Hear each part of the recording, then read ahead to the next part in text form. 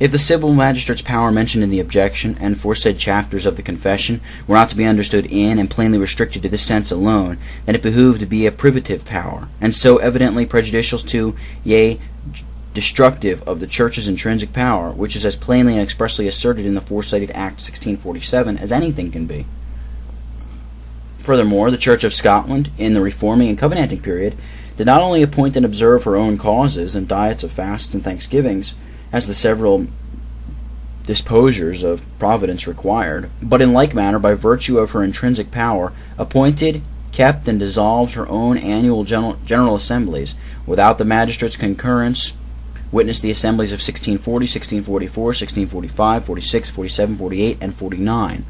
where they had neither the king nor any commissionated from him present, and even when Hamilton of the King's Commissioner dissolved that assembly held at Glasgow 1638, the said assembly protested against that encroachment, and continued to sit by virtue of their intrinsic power until they had finished their work, as the public records of that year testify. That this Revolution Church has never had, though in a constituted and settled state, such as it is, so much as one assembly these 40 years,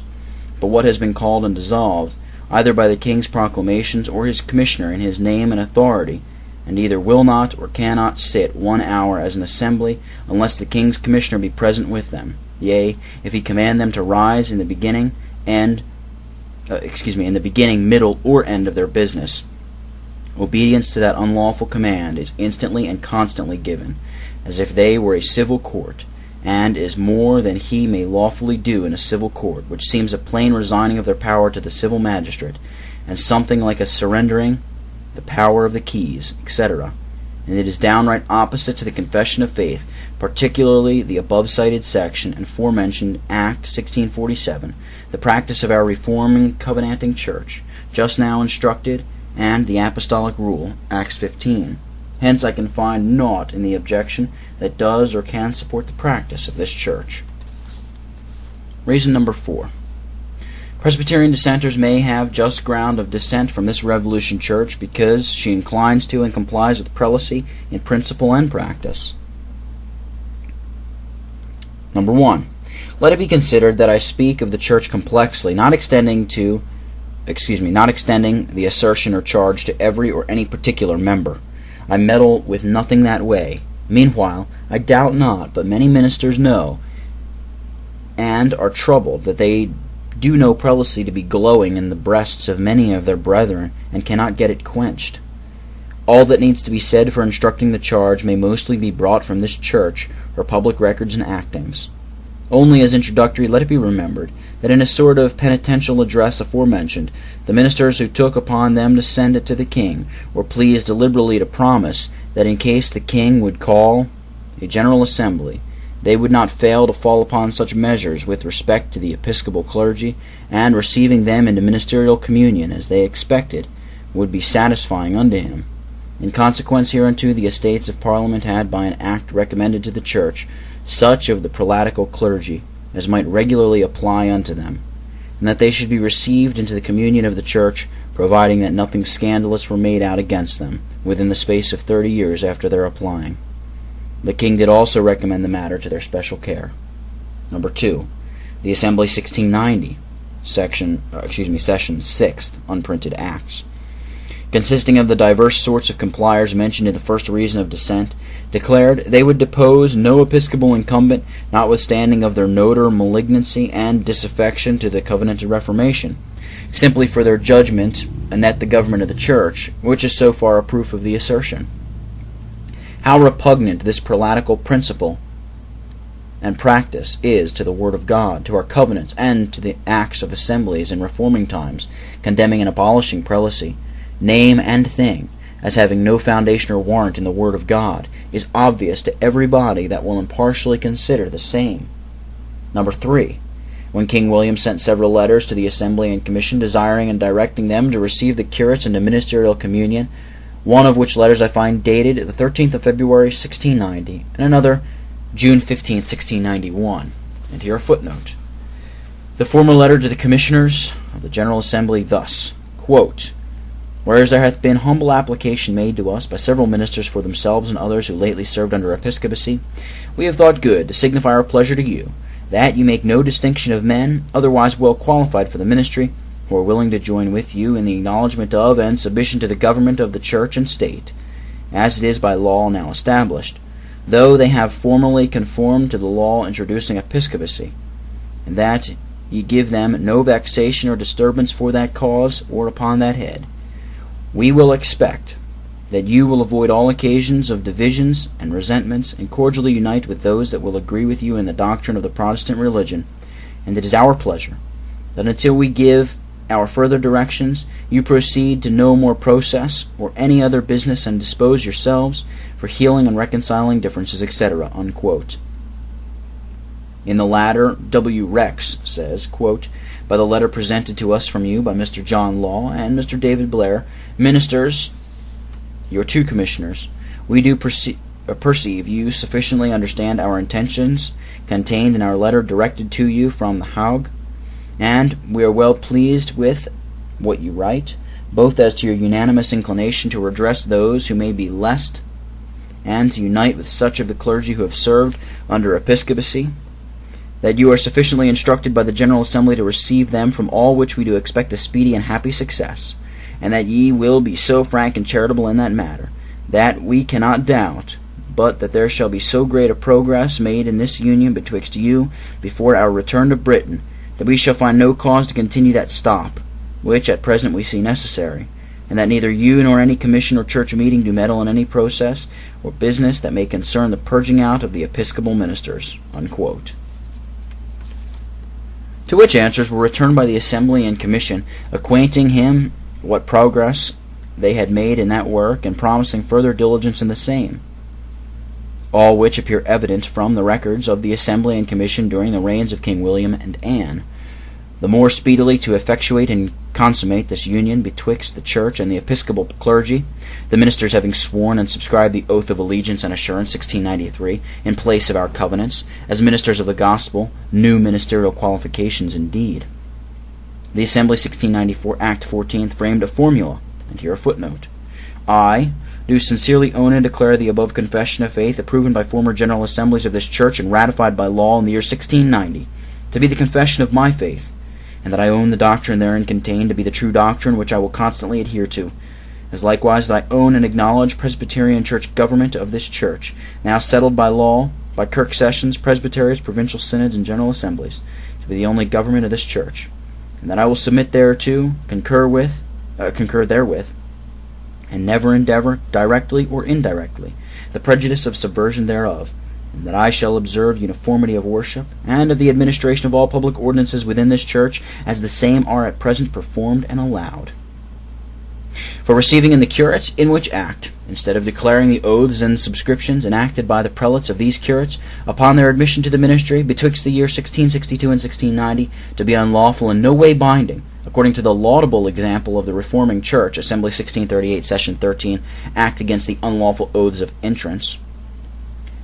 they appointed their commission to take in all the prelatical clergy who addressed themselves to them, being qualified according to law, by swearing the foresaid allegiance, oath, etc., to the government, and should subscribe the said formula upon the end of the confession, which formula contains no testimony against abjured prelacy, nor obligation to renounce it, and if there was anything in it like a contrariety unto the abominable test which these creatures, the prelates' underlings, had taken before, and whereby the disposal of the external government of the Church had been, upon oath, by them acknowledged as an inherent right of the Crown, then the Church made perjury the very door of their entrance upon communion with them. In regard, these hirelings did not so much as profess the least remorse for the oaths they had already taken.